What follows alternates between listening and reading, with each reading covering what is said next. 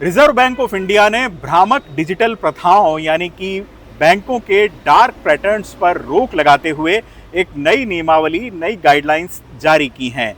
यानी आसानी से अब वित्तीय संस्थानों के लिए ग्राहकों को मूर्ख बनाना इतना आसान नहीं रहेगा, और अगर ऐसा उन्होंने किया तो इसके लिए मुआवजा भी देना होगा। आखिर आरबीआई की ये गाइडलाइंस क्या हैं और किस तरह की प्रथाओं के चलते ग्राहक परेशान थे, इस बारे में जानकारी देने के लिए हमारे साथ हमारे वरिष्ठ सहयोगी अजीत खरे मौजूद हैं, जो कि बैंकों और वित्तीय संस्थानों की गतिविधियों पर नज़र रखते हैं।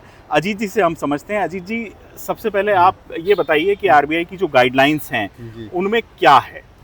ये आरबीआई की जो नई गाइडलाइन बनाई है, ये उन्होंने फरवरी में जारी की थी गाइडलाइन के मसौदा। इस मसौदे में कई तरह के प्रावधान किए गए थे और उन प्रावधानों पर ग्राहकों से जो स्टेक होल्डर्स हैं उनसे सुझाव मांगे गए थे।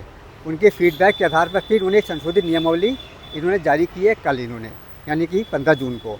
इस 15 जून के नियमावली जारी की गई। ये नई नियमावली में जो प्रावधान किए गए हैं वो तो हैं, ये लागू होगी 1 जनवरी 2027 से।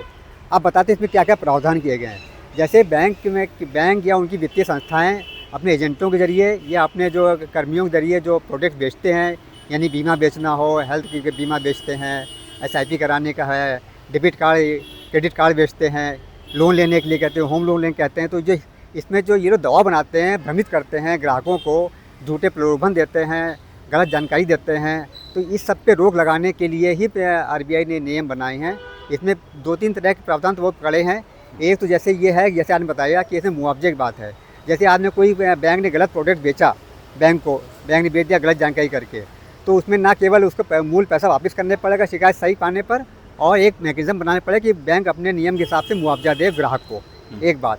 दूसरी बात ये कि अक्सर आपने देखा होगा कि जब कोई चीज़ प्रोडक्ट बेचा जाता है तो उसमें ग्राहक से सहमति ली जाती है लिखित तौर पर और वॉइस के जरिए, जो रिकॉर्डिंग के जरिए कि हाँ मैं सहमत हूँ। तो इसमें बैंक या वित्तीय संस्थाएँ करती क्या हैं, एक प्रोडक्ट के साथ और दूसरी सहमति भी ले लेती हैं। अब आरबीआई ने क्लियर किया कि एक सहमति एक ही प्रोडक्ट ले मान्य होगी, उसके साथ दूसरी सहमति मान्य नहीं होगी। मतलब आपने कह दिया कि हम सहमत हैं, साथ में आपने दूसरा भी उछल्ला उसको जोड़ दिया, तो ऐसा माना जाएगा कि आप दोनों बातों पर सहमत थे। लेकिन ग्राहक कह रहे नहीं, हम तो इस प्रोडक्ट के लिए सहमत थे जिस पे आपने बताया था, दूसरे प्रोडक्ट हम सहमत नहीं थे, आपने हमको जबरदस्ती वो थमा दिया, झांसे में लेने की जो झांसे लेने में। तो ये सब प्रावधान इसमें किए गए हैं। और प्रावधान जो पहले से भी व्यवस्था के नियम लागू थे जिसको और सख्ती की गई। जैसे मतलब कोई ग्राहक को जो बैंक एजेंट है शाम 7 बजे बाद फ़ोन नहीं करेगा, उसको जो है बार बार फ़ोन नहीं करेगा। झूठे जो विज्ञापन जारी किए जाते हैं ऐप पे, मोबाइल ऐप पर या उस वेबसाइट पर विज्ञापन आते हैं भ्रमित करने, उस पर रोक लगाई गई है डार्क पैटर्न के जरिए। तो ये सब प्रावधान किए गए हैं और इसमें सख्ती की गई है। और इसमें ये भी किया गया है कि हर बैंक जो है और वित्तीय संस्थाएं एक मैकेनिज्म बनाएं कि 1 महीने के अंदर जो है जो अपनी शिकायत जो है दर्ज करा सके ग्राहक। अभी ग्राहक पता नहीं एकदम कहाँ शिकायत करें, आधी अधूरी जानकारी होती है, तो पूरा क्लियर करना पड़ेगा ग्राहक के सामने बैंकों को, वित्तीय संस्थाओं को, कि कैसे वो अपने ग्राहकों को जो उनको शिकायत है, कोई समस्या है, तो 1 महीने, जैसे कोई प्रोडक्ट किसी ने लिया बैंक से, तो उस प्रोडक्ट खरीदने के 1 महीने के अंदर ग्राहक के सामने ऐसी व्यवस्था हो, ऐसा मैकेनिज्म बना हो कि वो शिकायत कर सके कि भाई मुझे पसंद नहीं आया, या मुझे जो है बदलना है, चेंज करना है, या आपने ये कहा था ये हो गया। तो ये सब चीज़ रोकने के लिए आरबीआई ने ये नई गाइडलाइन जारी किया है। इसमें एसआईपी और बाकी सब तरह के प्रोविजंस हैं। इसमें सभी तरह के प्रोडक्ट हैं। क्योंकि जनरली ये देखने को मिलता है अजीत जी कि जब भी इस तरह की कोई बात बैंकों में अगर आप करें तो उसके लिए जो टर्म्स एंड कंडीशंस वाला कॉलम है वो बहुत छोटे छोटे अक्षरों में कई सारे पेजेस होते हैं और व्यक्ति ज़्यादा समझता नहीं है। उसी को उसने बहुत क्लियर किया है कि एक ही चीज़ अपनी गाइडलाइन तो बहुत विस्तृत जारी की है उन्होंने, उसने एक चीज़ क्लियर किया है।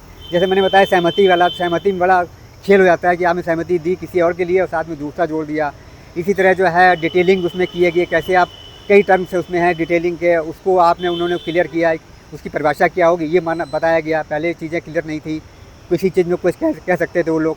अब ये है मतलब बहुत ही जिम्मेदारी जवाबदेही बनाया गया है वित्तीय संस्थाओं को, बैंकों को, और उस पर कहा गया कि पूरी तरह ग्राहकों की सुरक्षा, किसी तरह सही बात बतानी है आपको प्रोडक्ट के बारे में, कोई किसी तरह भ्रम नहीं रखना है। तो ये जाहिर सी बात है कि आरबीआई ने ये गाइडलाइंस जारी करने से पहले काफ़ी अध्ययन किया होगा और उन पैटर्न्स का, डार्क पैटर्न्स का। बिल्कुल। मैं एक पीड़ित की शक्ल सूरत में अगर आप ये कुछ बता पाएँ कि किस तरह की धोखाधड़ी होती थी या कैसे व्यक्ति को महंगा पड़ता था वो सौदा, ऐसा कोई उदाहरण अगर दे पाएँ। भाई देखिए, ऐसे कई मामले आते हैं, बल्कि पूरे देश में कितनी शिकायतें बैंकों पर, आरबीआई पर आती हैं कि जिसमें उनसे कहा गया कि इन्होंने हमको प्रोडक्ट बारे में बताया नहीं था, क्लियर जानकारी नहीं दी थी हमको जो है, और जो है हमको ये प्रोडक्ट कहा था इन्होंने इससे बेच दिया, कि हमें इन्होंने झूठा वादा किया कि जो है जल्दी कर लीजिए, नहीं तो आपको 1 महीने के अंदर खरीद लीजिए, नहीं तो फिर दोबारा आपको महंगे मिलेगा, जबकि वो शर्त नहीं, गलत थी वो।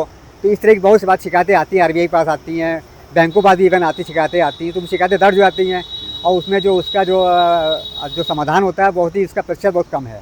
तो इसमें तमाम तरह चीज़ें लूप होल्स थे जिससे वो बच निकलते थे। तो कोई जिम्मेदारी बन ही नहीं पाती, किसी की बन नहीं पाती थी।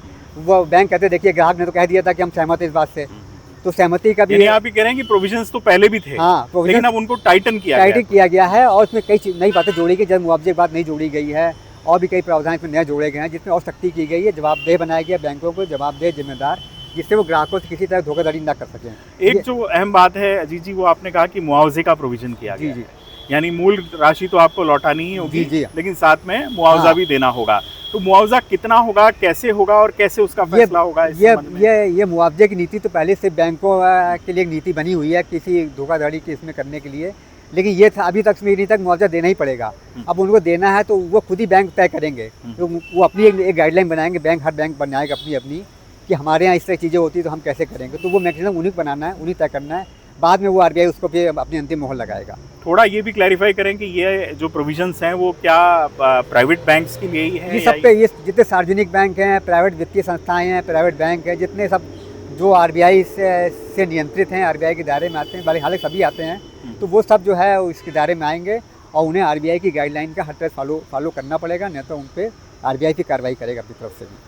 तो जाहिर तौर पर ये एक बेहद महत्वपूर्ण निर्णय कहा जा सकता है रिजर्व बैंक ऑफ इंडिया की तरफ से। प्रोविजंस पहले भी थे, लेकिन अब उसमें सख्ती लाई गई है ताकि कोई आसानी से किसी भोले भाले ग्राहक को वित्तीय धोखाधड़ी में न फंसा सके और इस तरह से बरगला न सके। महत्वपूर्ण फैसला ज़रूर ये कहा जाना चाहिए आरबीआई की तरफ से। बहुत बहुत शुक्रिया अजीत जी इस पूरी जानकारी के लिए। ऐसे ही दिलचस्प वीडियोस देखने के लिए आप अमर उजाला पर लगातार बने रहें। हमारे इस वीडियो को लाइक करें, चैनल को सब्सक्राइब करें और मुझे दीजिए इजाज़त। नमस्कार। अगर आप ये वीडियो YouTube पर देख रहे हैं तो हमारे चैनल को सब्सक्राइब कर बेल आइकन दबाएं और Facebook पर देख रहे हैं तो हमारे पेज को लाइक करें।